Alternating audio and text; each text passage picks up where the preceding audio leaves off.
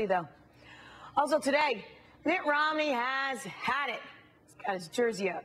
The Republican challenger's campaign releasing a new TV ad questioning the president's character over the infamous Super PAC ad. With the war of words heating up over the battle for the White House already in August, God, how nasty will the rest of this race get?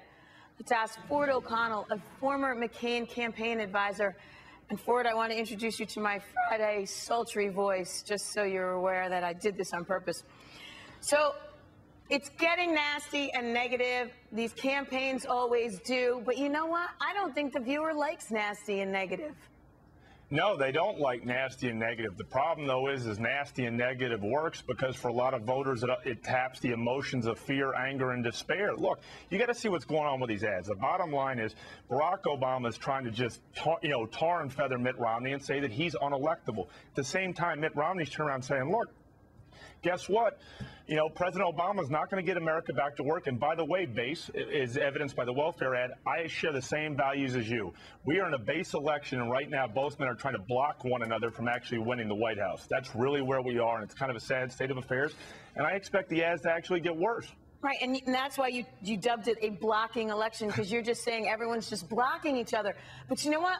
Block all you want. I mean, I feel like we're on a football field, but no one is throwing me any good plays here, right? I don't hear a plan from either side. I just hear that they both suck.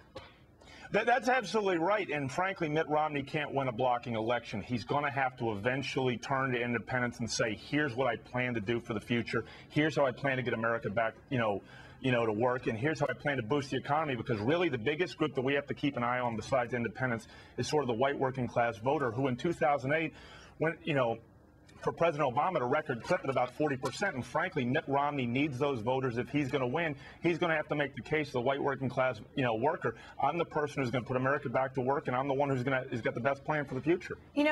Mitt Romney, very proud to be a Mormon.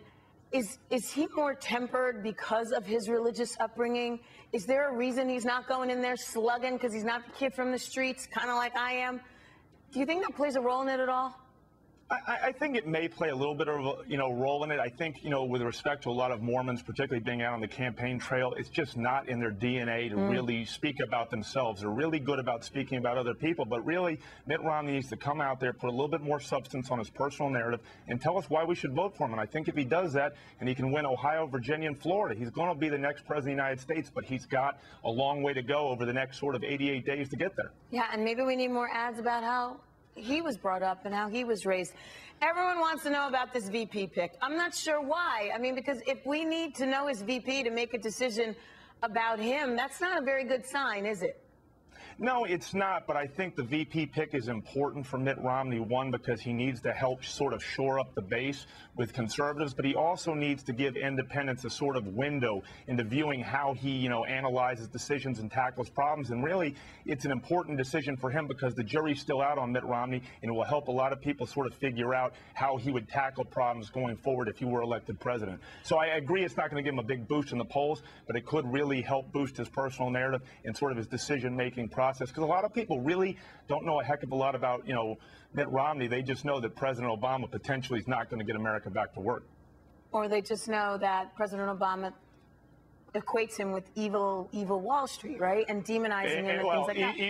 Evil Wall Street, a corporate stooge, an out-of-touch rich guy, and now, according to the latest Priorities USA ad, a wife killer as well. So, Mitt Romney really needs to get out there, and he needs, to really be on the offense. And right now, he's really playing defense. And I think, what's going to happen with the convention, the VP pick, and going forward is really going to determine whether or not, he's going to win this election. But right now, the latest Fox poll has him down 9. He's losing ground to President Obama, and they've really got to figure out a game plan over the next 88 days. Right, and the irony is President Obama made gobs of money on his book. He's got loads of money, too, but unfortunately we don't ever talk about that. Quickly, I want to know your pick, then. Marco Rubio back up top at 28%. My fine Governor Chris Christie, who I'm not giving up, at 16%. And, of course, Paul Ryan is right there, too. Who do you think it's going to be? I really don't know. I'm not even sure that the Romney guys know, to be perfectly honest with you. I think initially they were going to go with a safe pick like a Portman or Pawlenty, but seeing that the sort of base support for them is tepid, they may feel the need to go bold. And if they do feel the need to go bold, the most likely pick would probably be Paul Ryan. But I'm going to sit on the fence here and say Portman or Paul Ryan. All right, we might have to have you back to see about that pick. Ford O'Connell, former McCain campaign advisor. Thank you, sir. Thank you, Tracy.